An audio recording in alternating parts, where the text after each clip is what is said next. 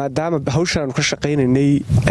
laga soo bilaabo bishii hore kala barhkeedii ilaa 19 bishaanu soo bilownay muddadaa waxaanu ka shaqaynay annagu tiim ahaan deegaano fara badan oo xoolo aad u badan ay joogaan saaka waxaanu ku sugannahay magaalada Yurowe hore waxaanu uga soo bilownay xuduudka laga soo bilaabo degmooyinka ay ka midka yihiin Candho Dhexe Warta Qoryaale Nasiye ilaa laga gaarayo Candho Dhexe oo xuduudka dhammaan deegaanadaas oo ay ka sii mid yihiin meelaha la yiraahdo Balambaal Beeleeday Jaamac Liibaan Geedahaan Naqdhabiijo maxaa la yiraahdaa xagga aanu gaarnay Dandan meesha leedo Dabaqabad dhulkaas oo waxaan ka soo shaqaynay xoolaha jooga ayaanu ka shaqaynaynay sida ay la socon waqtigan abaar bay xooluhu ku jiraan abaartu laba nooc bay u qaybsantahay ama waa biyalaan ama waa cunto la'aan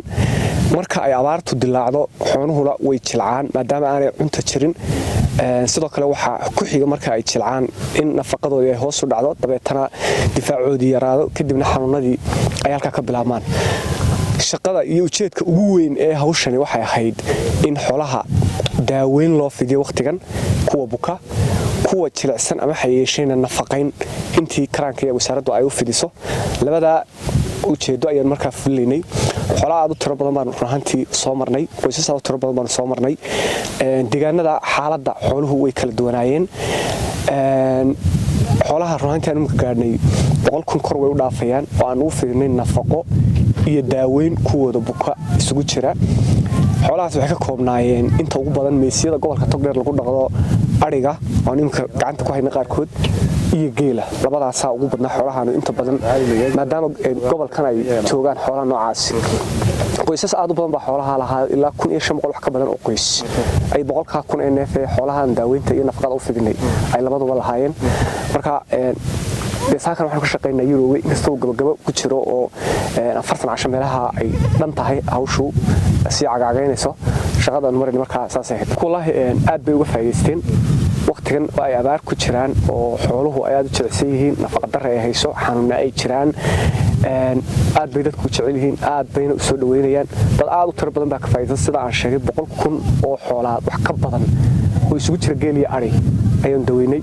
in ka badan baanu gaarnay 1500 qoys ilaa 1600 ku dhawaad meelaha 3,000 cagaagaynaya marka dad aad fara badan baa ka faa'iideystay marka intaas waxa weeye waa tiimkayaga qura tiimkayaga dhakhaatiirta hadda halkan jooga qura ayaa inta gaaray Togdheer tiimo badan baa ka shaqeynaya ilaa 7 tiima oo tiim kale uu kamid yahay 7da tiim waxa laga yaabaa mid waliba inuu inta in lagu taarkiisu yahay wax ka badan inuu gaaro marka maxay waxa weeyaan dad aad u tiro badan xoolo aad u tiro badan ayaa la gaaray oo hawsha qayb ka qaatay daaweynta iyo nafaqeynta xoolaha ee wasaaradda xanaanada xoolaha Jamhuuriyadda Soomaaliland ay maxalleeda ku hawlan tahay wuxuu wasa dadka kale oo markasta uu bukoodo wuxuu u baahan yahay in la daaweeyo in maxal la yiraahdaa caafimaad loo fidiyo in ugu yaraan talo la siiyo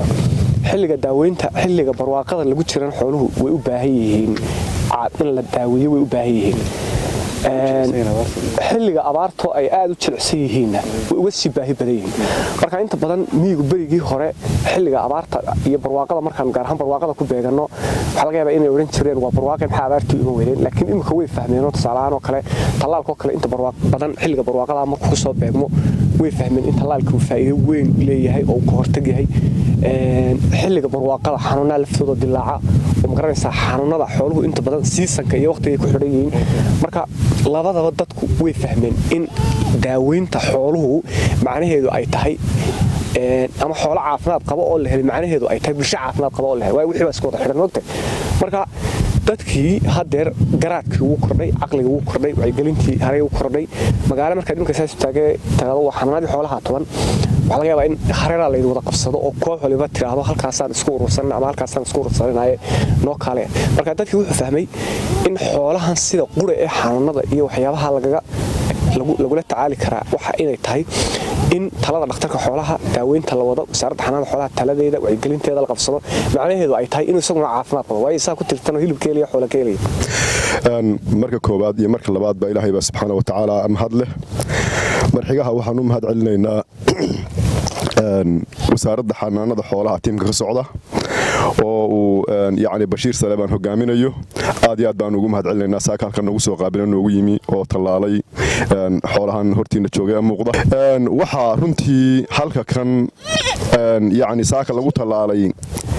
xoolo ay ka mid yihiin kuwa kan iminka aynu hortaaganahay aad iyo aad bay ugu baahnaayeen wadankana duruufo adag ayaa ka jira runtii waxa weeye hadday shilin tahay iyo hadday dhabiijo tahay iyo hadday duri tahay iyo haddii ay xaar tahay iyo mid walba xooluhu haddii ay nafaqada raadaan oo waqtigu uu ku adkaado way u nugul yihiin inuu soo food saaro waxaase jirta yacni xanuun la daweeyo xanuunkii ugu sahlanaa ayaa marka hore iminka ku hadhay oo aan saaka laga daweynin waxa weeye naftu ama ta bini'aadamka ha noqoto ama ta xayawaanka ha noqotee haddii ay gaajooto waa bugtaa hadday gaajooto naftu way bugtaa gaajaduna waa waxa ugu fudud ee la daweyn karo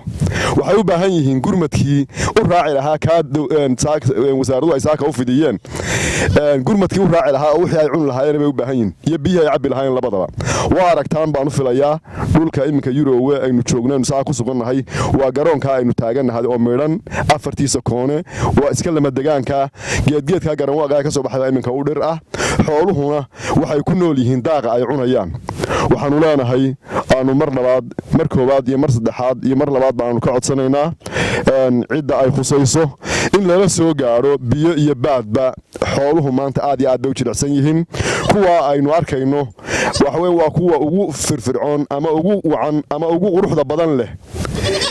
xoolaha iminka wadanka jooga wixii kaleba waa wax la mid ah wax ka sii liita waxa weeye dhaqaalaheenu wuxuu ku tiirsan yahay Soomaaliland ahaan neefka nool haddii uu halaabo de nolosheenna way halaabaysaa caalamkuna waxa dhaqaalihiisu ka soo baxo